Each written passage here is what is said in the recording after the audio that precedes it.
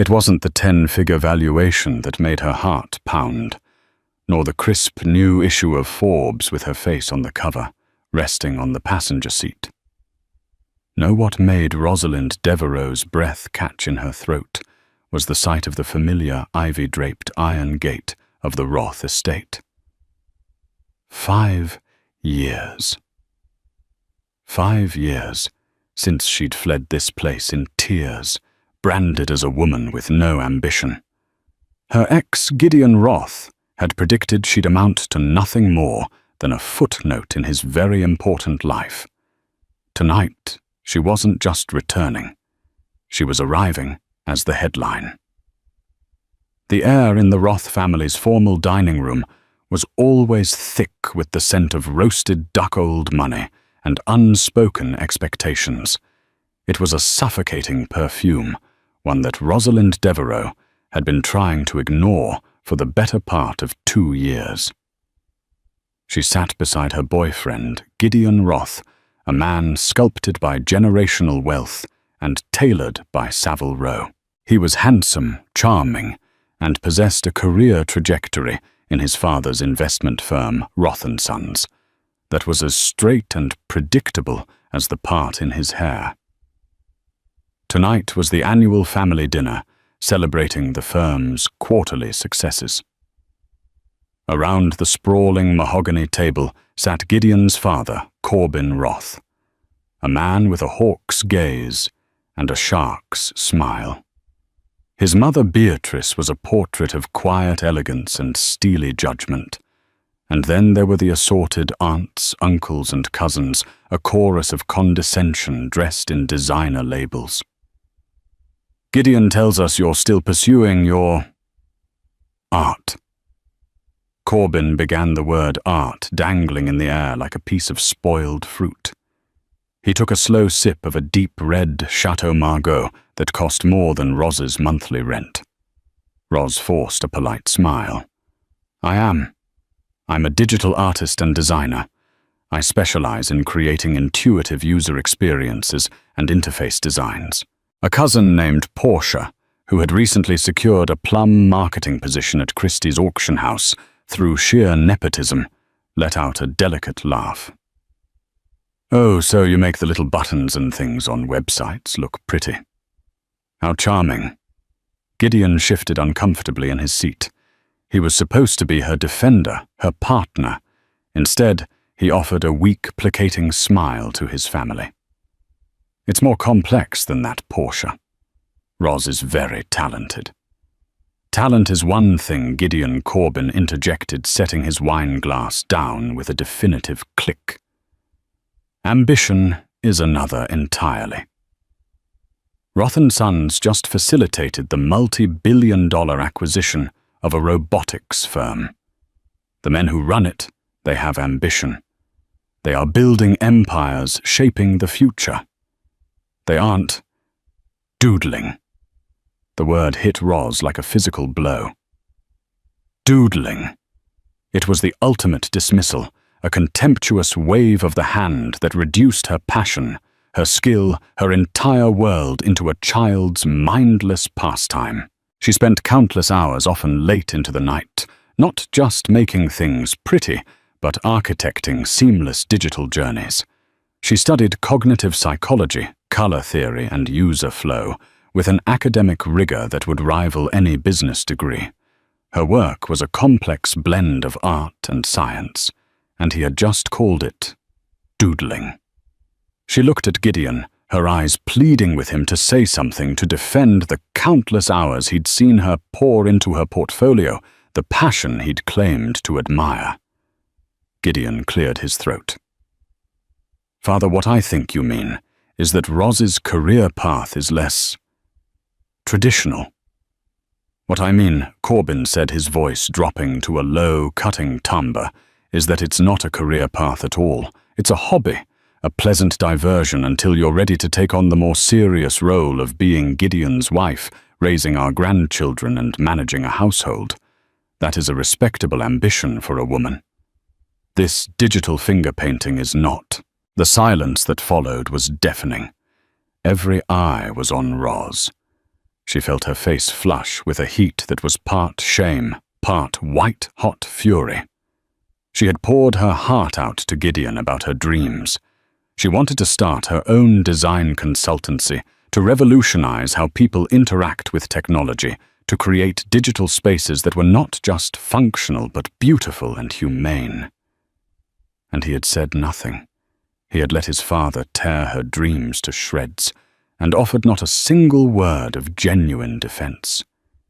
He just sat there looking pained, as if he were the victim of this social discomfort. That was the moment the illusion shattered. She wasn't his partner. She was his accessory.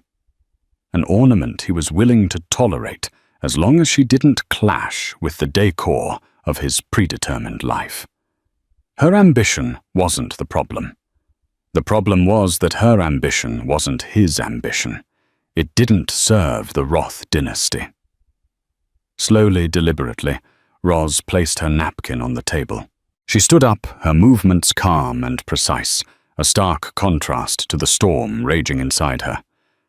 "Thank you for the dinner, Mr. Roth," she said, her voice steady and clear, ringing with a finality that startled everyone.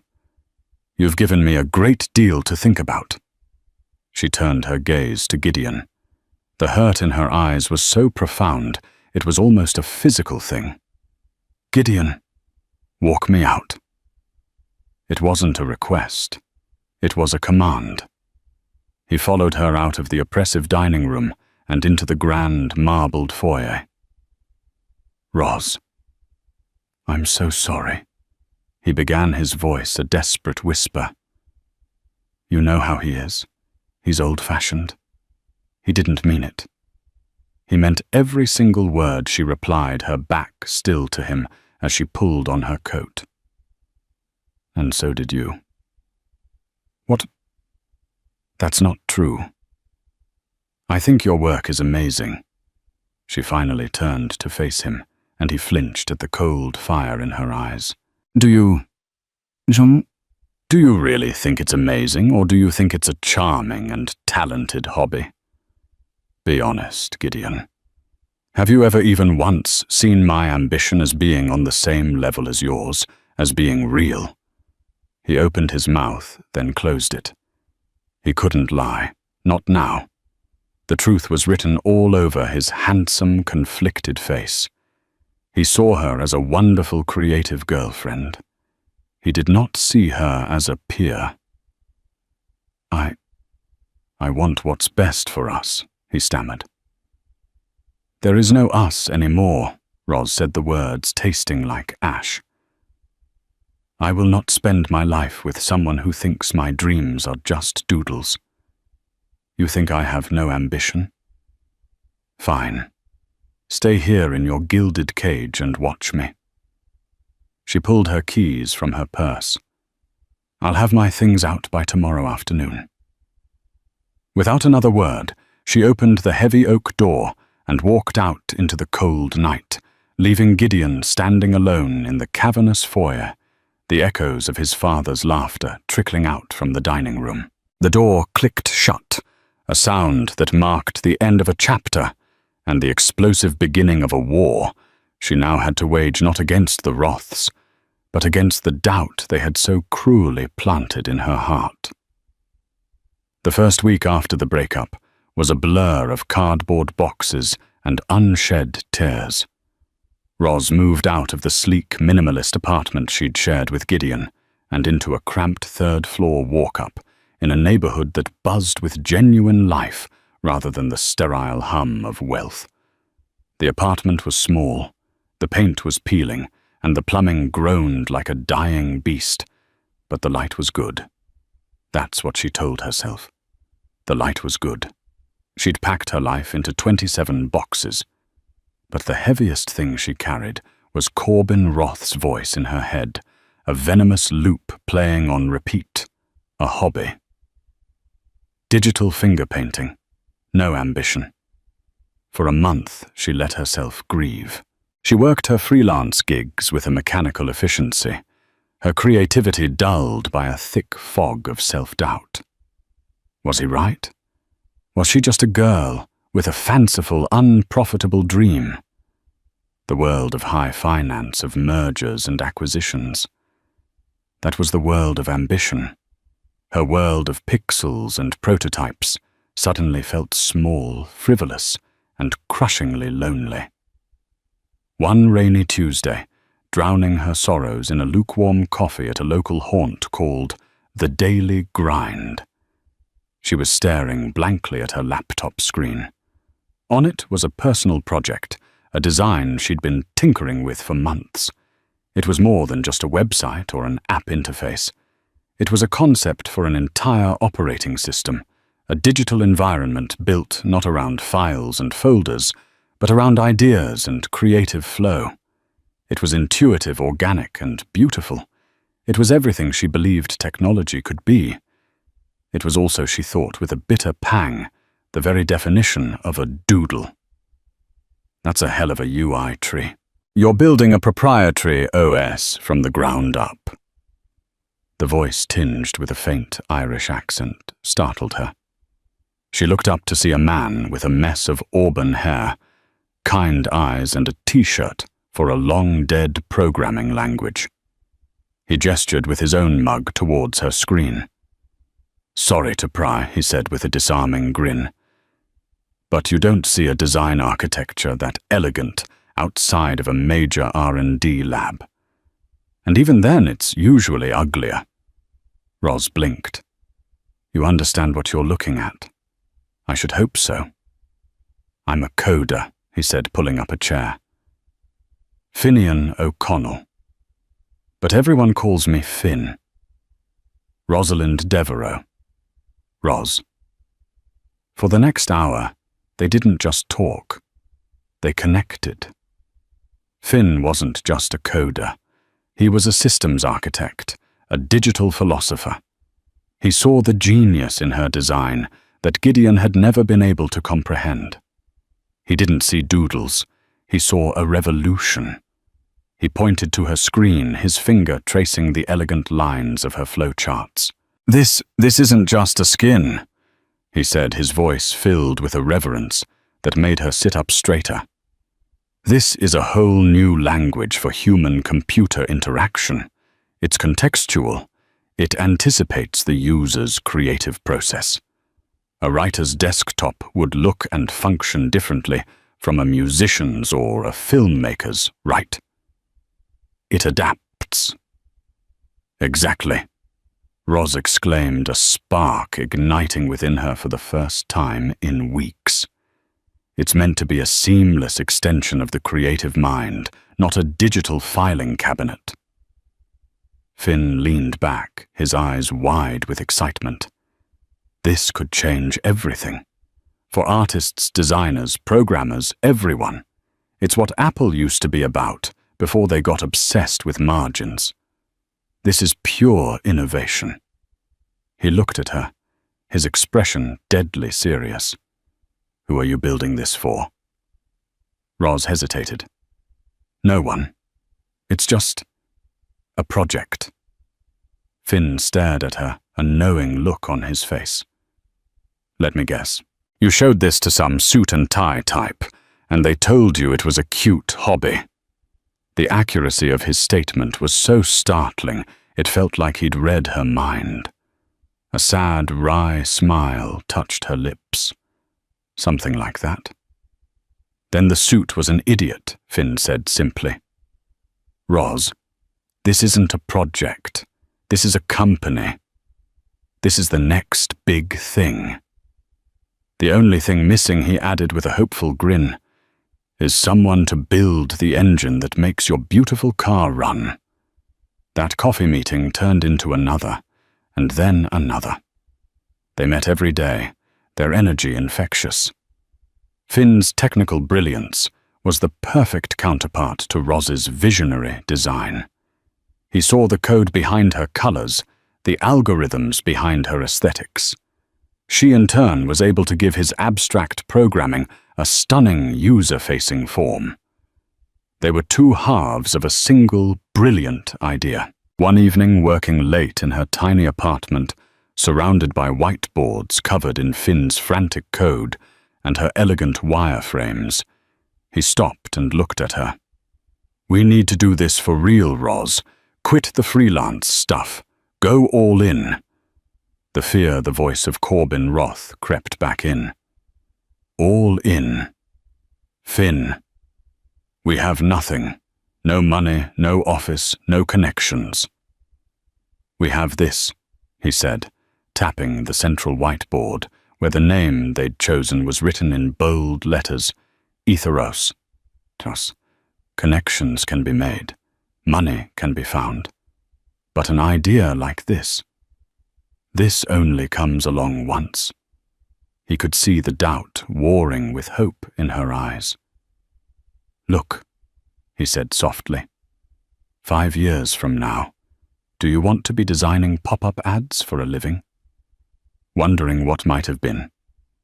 Or do you want to be on stage at the Apple Worldwide Developers Conference, making them all look like they're selling calculators? His belief in her was a balm on the wound Gideon had left. He didn't just see her talent, he saw her ambition and raised it. He wasn't afraid of it. He was inspired by it. "Okay," she whispered the word, feeling momentous. "Okay, Finn. Let's build an empire." They sealed the deal not with a handshake, but with a shared greasy pizza eaten on the floor of her apartment at 2 a.m. They pooled their meager savings, which amounted to just enough to cover rent and ramen for 6 months. They officially incorporated EtherOS LLC. Roz was CEO, the visionary. Finn was CTO, the architect. Their office was her living room. Their boardroom was her tiny kitchen table. They worked 18-hour days, fueled by cheap coffee and a burning, shared conviction.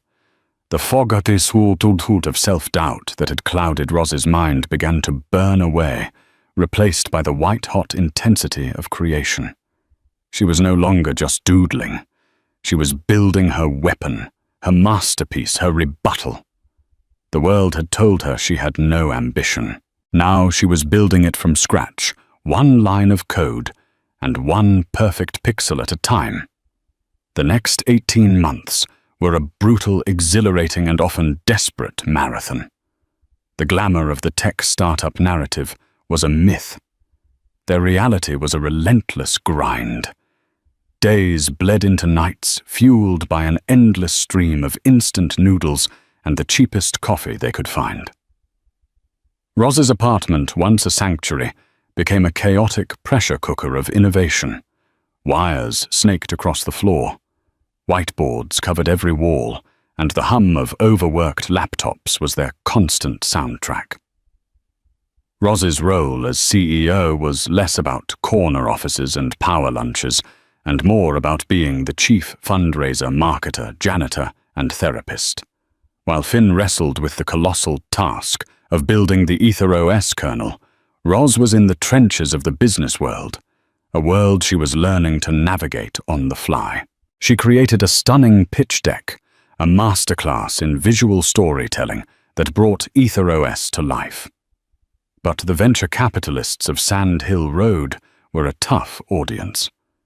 They were men much like Corbin Roth, accustomed to pitches from Stanford graduates in fleece vests, not from an unknown female artist with no formal business training. The rejections were brutal and frequent. "The design is beautiful, Ms. Devereaux, but the moat isn't deep enough." One VC told her, dismissing their unique architecture as a feature, not a platform. An entire operating system. The overhead is astronomical. Why not just build an app? Said another, failing to grasp the revolutionary scope of their vision. One meeting was particularly galling. After she'd poured her heart out for an hour, the lead partner at the firm leaned back and said, "My daughter loves to draw on her iPad. It's great you're making a career out of it." He passed on the investment. Each no was a fresh jab, a painful echo of Gideon's dismissal. Roz would come back to the apartment, her face a mask of disappointment, and Finn would wordlessly hand her a mug of tea, his steady presence, a silent promise that he was still all in. They lived on the brink of financial collapse. They paid their server bills with credit cards, juggling balances, and praying for a breakthrough. The breakthrough came not from a VC, but from a blog. Roz spent weeks cultivating a relationship with a writer at TechCrunch, not by pitching, but by offering genuine insights on design trends. Intrigued, the writer, a respected industry voice named Jordan Lee, finally agreed to a demo. It was a nerve-wracking video call. Their prototype was buggy, held together by what Finn called digital duct tape and prayers. But it was enough. Jordan saw what the VCs had missed. He saw the magic. The article came out on a Thursday morning with the headline, "Forget Apps. EtherOS is designing the soul of your next computer." The effect was instantaneous. Their server, which they hosted on a budget plan, crashed within minutes from the influx of traffic. Their email inboxes exploded. Developers wanted to know about the API. Designers hailed Roz as a visionary. And most importantly, the VCs who had shown them the door a month ago were suddenly calling their tone miraculously changed. They decided to pursue a modest seed, round enough to hire a small team and get a real office, but not so much that they'd lose control. This brought them to Brent Holloway. Brent was exactly what they thought they needed. He had a solid resume from a mid-tier software company and a quiet confidence that was reassuring. He was a senior engineer meant to take some of the load off Finn so he could focus on the core architecture. Brent seemed to worship their vision, constantly praising Roz's design sense and Finn's coding prowess. He fit in perfectly with their small, scrappy team. With the seed money, they moved into a small, open-plan office in a converted warehouse. It wasn't glamorous, but it was theirs. For the first time, EtherOS felt real tangible. They were a real company, with real employees and a real future. Roz allowed herself a small moment of triumph. She was doing it. She was really doing it. One evening, as they were all packing up, Brent lingered by Roz's desk. "I have to say, Roz," he began, his tone earnest, "it's incredible what you're building. I ran into an old acquaintance the other day, Gideon Roth, from Roth & Sons." Roz's blood ran cold. "You know Gideon?" "We moved in the same circles for a bit. He mentioned he knew you. Said you were incredibly creative. He seemed really proud, actually. Told me to tell you he's been following your success in the press and he's cheering you on." The words were meant to be kind, a bridge to a past she had tried to bury. But they felt manipulative, a subtle poison. Gideon, proud, cheering her on. The man who had sat silently while his father called her life's work, doodling. It was absurd. It was a lie. But why would Brent relay it? She chalked it up to an awkward attempt at making conversation, but a seed of unease was planted. She pushed the feeling aside, focusing on the work. They were pushing for a stable beta launch, and the pressure was immense. Finn was living at the office, sleeping on a couch and subsisting on takeout. Roz was a whirlwind of motion, coordinating everything her ambition, now a roaring fire. The unease about Brent returned a few weeks later.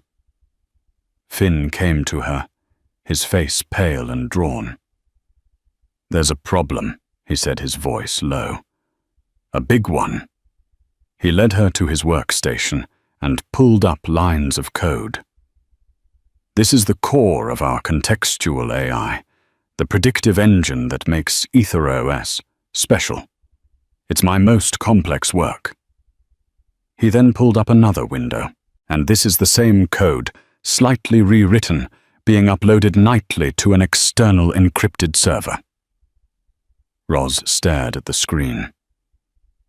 What does that mean? It means someone is stealing our soul, Finn said, his voice grim. And the access logs lead back to one machine. He looked at her, his eyes full of fury and betrayal. Brent Holloway's. The first bite of success hadn't come from a competitor or a market downturn. It had come from within.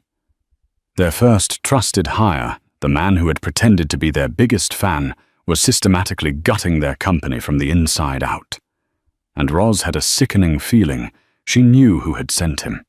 The ghost of Gideon Roth was no longer just a memory. It was an active threat. The discovery of Brent's betrayal sent a shockwave through their small company. It was a cold, calculated act that felt deeply personal. Roz and Finn convened in their makeshift conference room, a corner of the office with a whiteboard and 2 beanbag chairs, their minds reeling. We fire him. Immediately. We get a lawyer and we sue him into the ground, Finn said, pacing back and forth like a caged tiger. The Irish lilt in his voice, usually so charming, was now sharp with anger. Roz, however, was strangely calm. The initial shock had subsided, replaced by an icy resolve. This was a corporate chess game, and raw emotion was a liability. The image of Gideon, his handsome face feigning pride while he likely orchestrated this sabotage, flooded her mind. This wasn't just Brent. This was a message. No, she said, her voice quiet but firm. If we fire him now, he'll disappear, and so will the proof of who he's working for. He's just the pawn, Finn. I want the king. What are you suggesting? We just let him keep showing up. Let him keep stealing our work, Finn asked aghast. We don't let him, Roz clarified. We watch him. We need to know the scope of the damage, and more importantly, where that data is going. Who is he feeding it to? She looked at Finn. Can you build a trap? A slow, dangerous smile spread across Finn's face. The architect of Ether OS was also a master of digital defense. Oh, I can build him a 5-course meal of beautiful, delicious, completely fake code. I can track every keystroke, every packet he sends. By the time I'm done, I'll know what brand of toothpaste he uses. Thus began a tense 2-week charade. On the surface, it was business as usual. Roz and Finn treated Brent with the same professional warmth, a feat of acting that deserved an Oscar. Brent, oblivious, continued his work, believing he was the smartest man in the room. But beneath the surface, a silent war was being waged. Finn worked tirelessly, creating a honeypot, a separate, isolated section of their network, filled with convincing but ultimately useless code.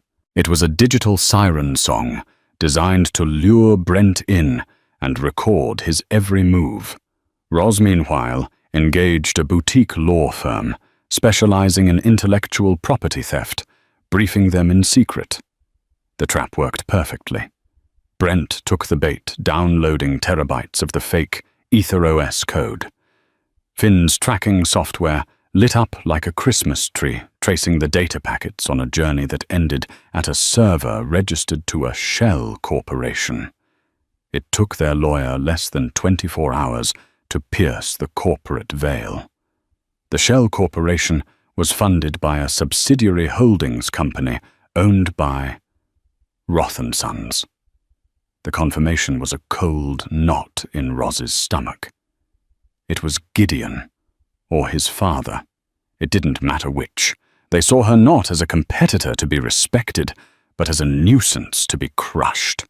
They couldn't stand the thought of her succeeding on her own terms, so they'd sent a serpent into her garden to poison it from within. The day of the confrontation was grey and overcast, mirroring Roz's mood. She called Brent into the conference room. Finn stood by her side, his arms crossed, a silent, imposing presence. Brent Roz began her tone neutral. "We need to discuss your contributions to the project." Brent smiled, settling into his chair. "Of course. I think we're making great progress." Roz slid a single piece of paper across the table. It was a printout of the server logs showing the data transfer from his machine to the Roth-owned server. Brent's face went white. The color drained from his cheeks as if a plug had been pulled. He stared at the paper, his confident facade crumbling into dust. I don't know what this is," he stammered, his eyes darting between Roz and Finn. "Don't you?" Roz's voice was still quiet, but now it was laced with steel. "Let me help you. That's a log of you committing corporate espionage and felony IP theft. For the last 3 months, you have been systematically stealing our source code and feeding it to a competitor. A competitor, I might add, that we have a very personal history with." Brent swallowed hard, speechless. "You came to us under false pretenses." Roz continued, her anger finally beginning to surface. "You preyed on our trust. You were a cancer in this company. Did Gideon Roth really think I was that stupid, that I would just roll over and let him gut my life's work after he'd already tried to gut my spirit?" The mention of Gideon's name made Brent flinch. The game was up. "He offered me a director-level position." Brent whispered his confession, barely audible. "A guarantee. He said you were a flash in the pan, that you'd be bankrupt in a year. He just wanted the core tech." Finn took a step forward. "He wanted our soul, and you tried to sell it to him." Roz held up a hand, stopping Finn. She looked at Brent, not with hatred, but with a kind of pity.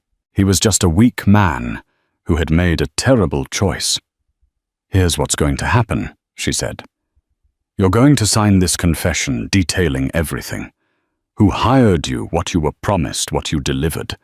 Then you're going to give us your laptop and your phone, and you are going to walk out that door. If you do that, we will not immediately press criminal charges." She paused, letting the weight of the word immediately hang in the air. "But we will keep them as an option. If we ever hear your name again, if you work in this industry again, if you so much as jaywalk in front of this building, we will rain down a legal firestorm on you that will make you wish you'd just stayed at your boring mid-tier job. Do you understand?" Nodding numbly, Brent signed the confession. He didn't even read it. He gathered his things in a small box, a walk of shame past the few employees who watched in confused silence.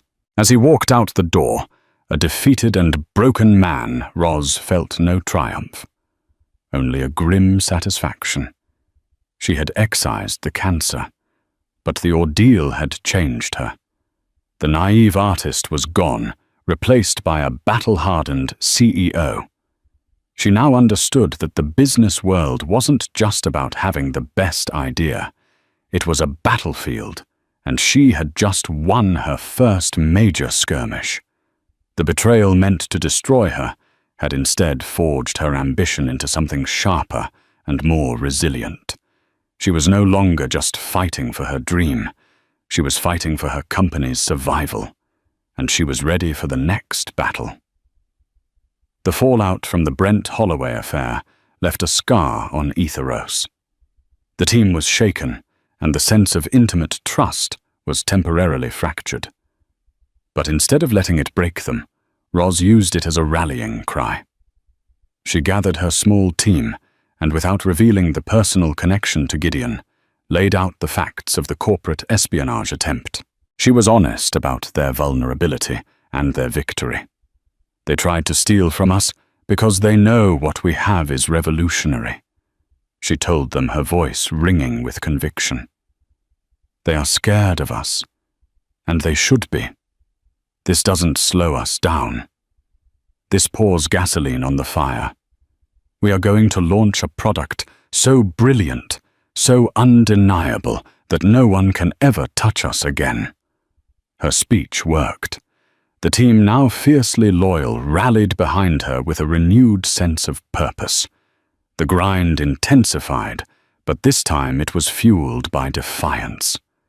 6 months later, they had a product. The EtherOS Beta was stable, elegant, and breathtaking. It was everything Roz had dreamed of in her cramped apartment, and more. It learned, it adapted, it was less an operating system and more a creative partner. But a great product was useless without a grand entrance. They needed a stage. They needed to make a deafening noise. They set their sights on the biggest stage in the startup world, TechCrunch Disrupt, in San Francisco. Getting into the startup battlefield competition was a long shot, but Roz's tenacity paid off. Her application, complete with a video demo that was a work of art in itself, captured the judges' attention. They were in. The 2 months leading up to Disrupt were a blur of frantic preparation. Finn and the engineering team worked around the clock, squashing bugs and optimizing performance. Roz, meanwhile, dedicated herself to the pitch. She practiced it hundreds of times in the shower on the subway, in front of a mirror to her team, to an empty room. She wasn't just memorizing lines, she was internalizing the story, the mission. This wasn't just a presentation. It was the culmination of years of struggle, betrayal, and unyielding belief. It was her definitive answer to Corbin Roth, to Gideon, to every VC who had ever called her work cute. The day of the competition, the backstage area of the conference hall was a hive of nervous energy. Young founders in hoodies rehearsed their pitches, their faces pale with anxiety. Roz felt a strange sense of calm descend over her.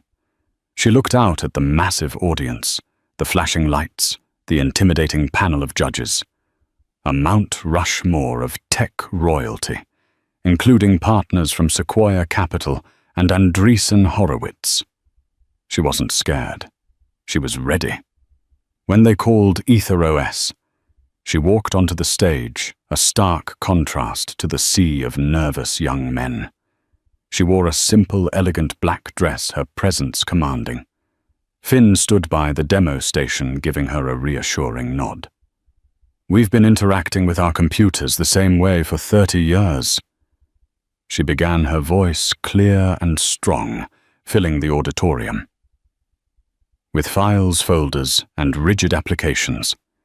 It's a system designed for accountants, a digital filing cabinet. But what if you're not an accountant? What if you're a musician, a filmmaker, a poet, a designer? Your mind doesn't work in files and folders. Your mind works in ideas. Your technology should, too." For the next 6 minutes, she held the audience captive. She didn't just describe Etheros. She painted a picture of a new creative future. She spoke of fluidity of intuition, of technology that served the human spirit instead of constraining it. When Finn ran the demo, audible gasps rippled through the crowd.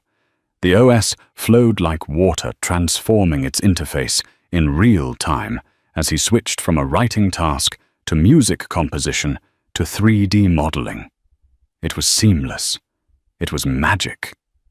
She ended the pitch with a photo of her first tiny apartment on the screen. 2 years ago, EtherOS was just an idea in a cramped room, born out of the belief that our tools shouldn't just be functional, but also beautiful and inspiring. Today, we're inviting you to join us in building the future of creativity. The applause was thunderous. The judges, usually stone-faced and critical, were visibly impressed. The Q&A was intense, but Roz was flawless. She knew every metric, every technical detail, every market projection. She answered with the authority of a founder who had lived and breathed her company every single day. When it was over, they went backstage, their bodies trembling with adrenaline. They didn't have to wait long. The moment they stepped off stage, they were swarmed, not just by press, but by the VCs.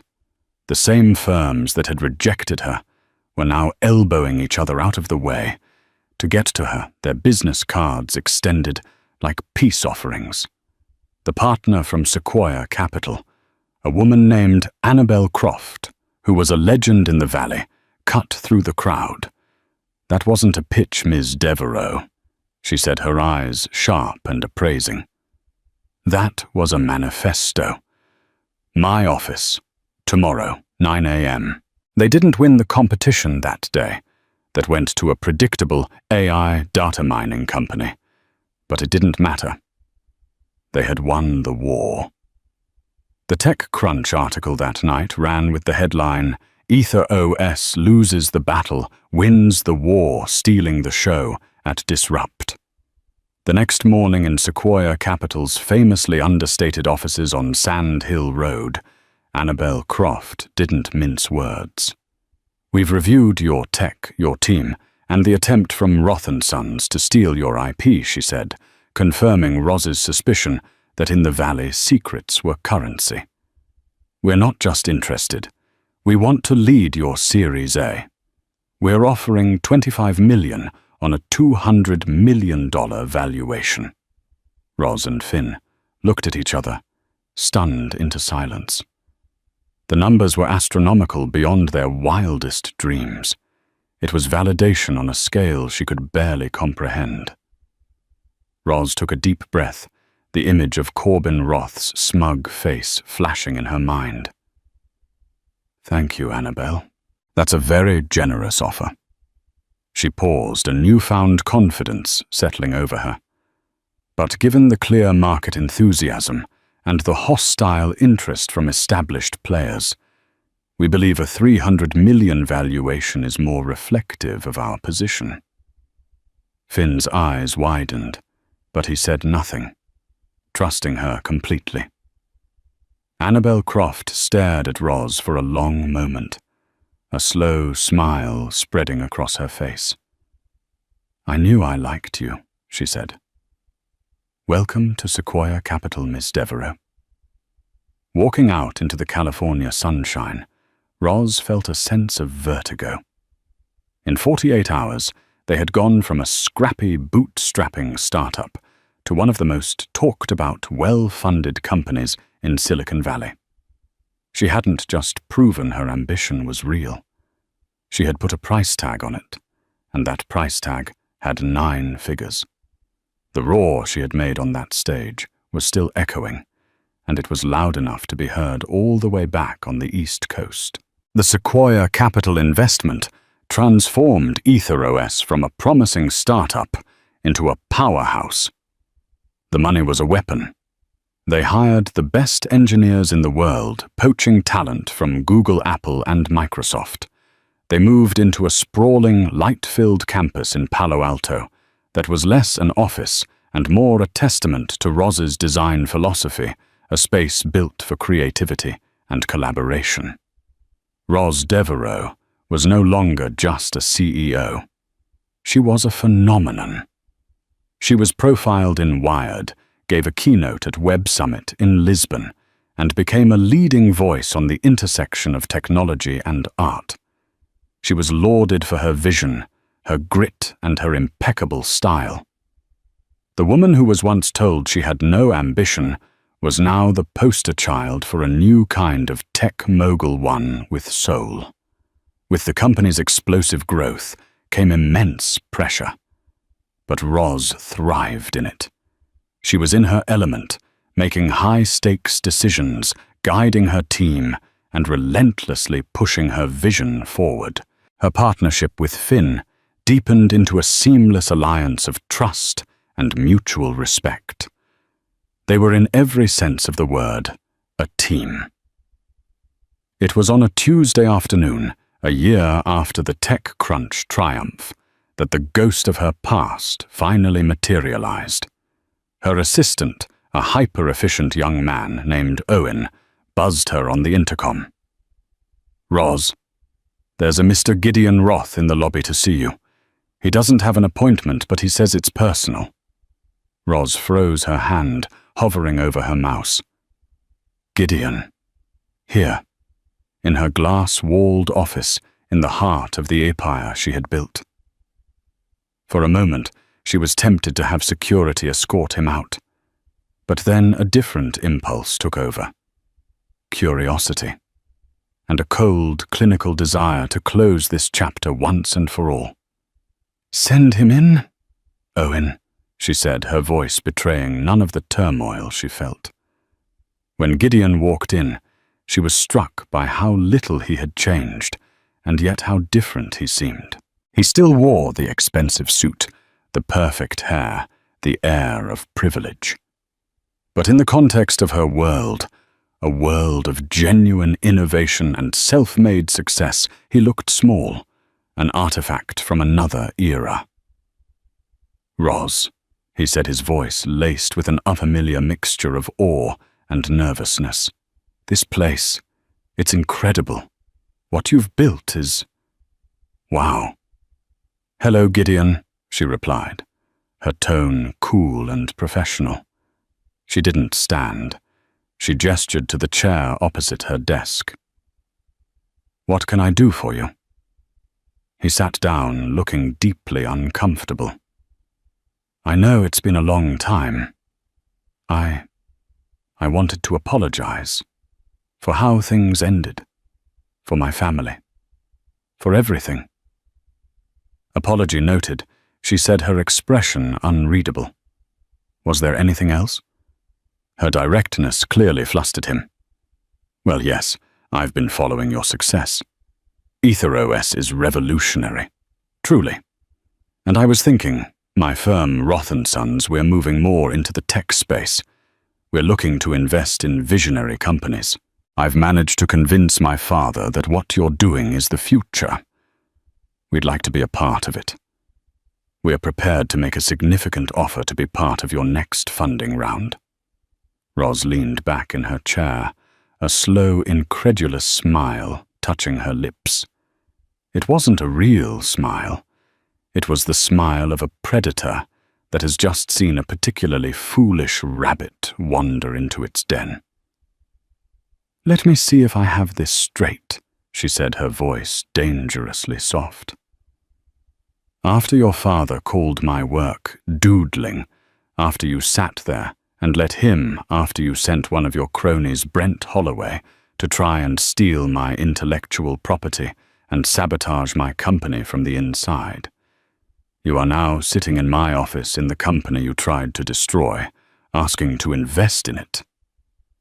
Gideon's face flushed a deep, mottled red. I didn't know my father was going to go that far with Brent. That was his initiative, a misguided old-school tactic. When I found out, I was furious. Were you? Roz asked, her eyebrows raised in mock curiosity. Were you furious, Gideon? Or were you just furious that he got caught? She leaned forward, the full force of her power and anger finally unleashed. You didn't believe in me when I had nothing but a dream.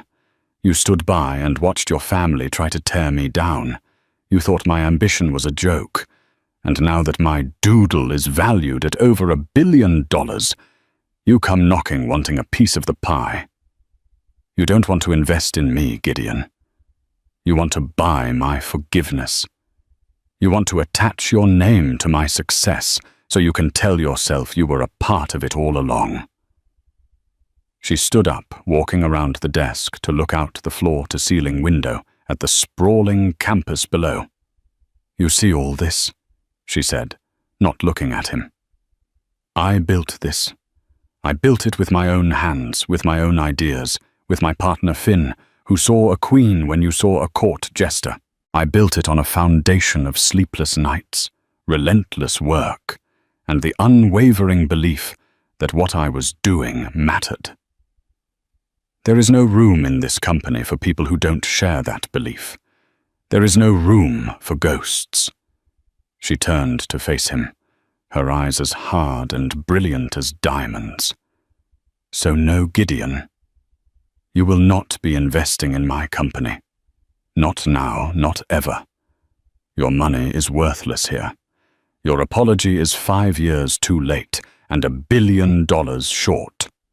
She walked to her office door and held it open. I believe you know the way out. Gideon stood there for a long moment, his face a mask of humiliation and shock. He had come expecting to leverage his name and money, the two things that had always worked for him. He had discovered to his horror that he was in a place where they had no value. He walked out of her office without another word, a man utterly defeated by a force he could not comprehend. As the door clicked shut, Roz didn't feel a rush of victory. She felt a profound sense of peace. The ghost was gone. She had faced him not as a wounded ex-girlfriend, but as the queen of her own empire, and she had banished him for good. The final shackle to her past had been broken. The call from Forbes came on a crisp autumn afternoon. They wanted to feature her on the cover of their upcoming 30 Under 30 issue, or rather a special edition. They were creating the new Tech Titans. They weren't just putting her on a list, they were giving her the entire cover. Rosalind Devereux, the billionaire tech queen, who redefined ambition. The day of the photo shoot, Roz stood in a cavernous studio surrounded by lights, cameras, and a small army of stylists and assistants. They wanted to dress her in a severe power suit, a cliché of female executive strength. Roz politely refused. Instead, she chose a simple, elegant dress in a deep, vibrant blue, the signature color of Ether OS. She wasn't playing a role. She was simply being herself. As she sat there, the photographer calling out instructions, her mind drifted back. She thought of the oppressive dining room at the Roth estate, the sting of Corbyn's words, the hollow look in Gideon's eyes. She thought of her tiny, cramped apartment, the taste of cheap coffee, the thrill and terror of starting something from nothing.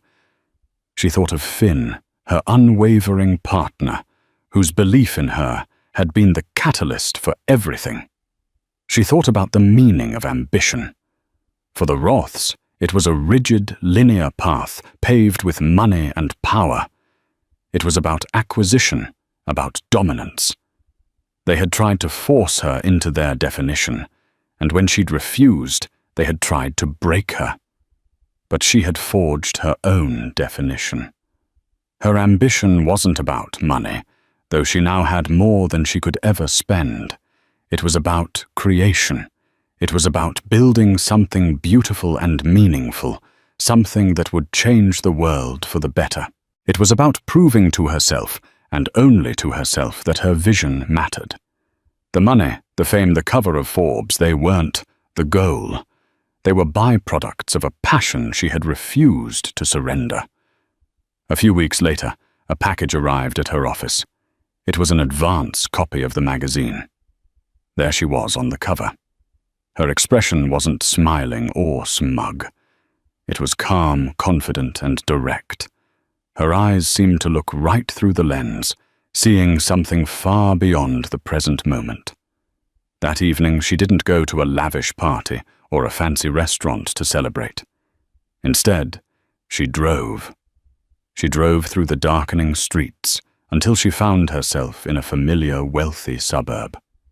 She parked her sleek new Lucid Air sedan across the street from an imposing ivy-draped iron gate. The Roth estate. Lights blazed in the windows. She could imagine the scene inside another formal dinner, another bottle of expensive wine, another quarter of predictable success. She wondered if they had seen the magazine. She wondered what they would say. She took the copy of Forbes from the passenger seat and just looked at it, the cool night air washing over her. There was no anger left, no bitterness, just a quiet sense of completion. She didn't need to go inside. She didn't need them to see her. Their opinion was irrelevant. She had once fled this place in tears, a girl branded as having no ambition. She returned tonight, a woman who had built an empire from the ashes of their condescension. She hadn't done it to spite them. She had done it for herself, and that was the sweetest victory of all. Starting the car, she pulled away from the curb, leaving the Roth estate shrinking in her rearview mirror. She didn't look back. She was driving toward the future, a future she had designed herself on her own terms. The cover of Forbes was not an ending. It was a milestone on a journey that was still just beginning. Rosalind Devereux had her own definition of ambition, and it was limitless. Rosalind's story is a powerful reminder that ambition isn't a one-size-fits-all concept defined by others. It's a fire that burns within you, and you are the only one who can choose how brightly it burns. She took the world's dismissal and used it as fuel, transforming doubt into a dynasty. Her victory wasn't just in the billion-dollar valuation or the magazine cover. It was in staying true to her own vision against all odds. What did you think of Roz's incredible journey from heartbroken artist to unstoppable tech titan? Have you ever had someone doubt your dreams? Let us know your story in the comments below. We read every single one. If this story inspired you, please give this video a thumbs up. Share it with someone who needs to hear it, and make sure you subscribe and hit that notification bell so you never miss a story of incredible triumph.